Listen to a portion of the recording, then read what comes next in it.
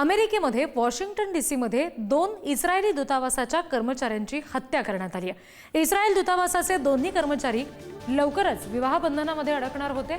शिकागोचा आरोपी एलियास रॉड्रिग्स यानं free Palestine अशा घोषणा देत गोळीबार केला। आरोपी सध्या अटकेत आहे।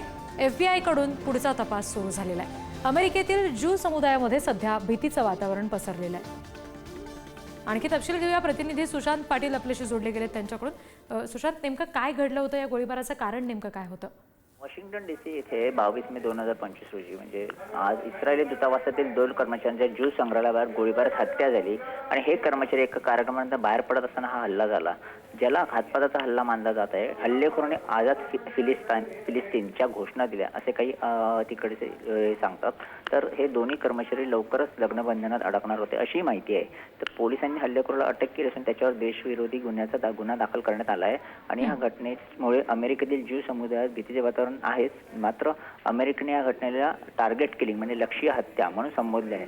तर इस्रायली दूतावासाने अमेरिकेच्या कायदा अंमलबजावणी यंत्रणेवर विश्वास दर्शवला असून कठोर कारवाईची मागणी केली आहे। त्याचबरोबर अमेरिकेचे राष्ट्राध्यक्ष डोनाल्ड ट्रम्प यांनी या घटनेचा निषेध करत द्वेष संपायला हवा असं म्हटलंय, असं ट्विट देखील केलंय। तर FBI आणि स्थानिक पोलीस यंत्रणा तपास करत आहेत।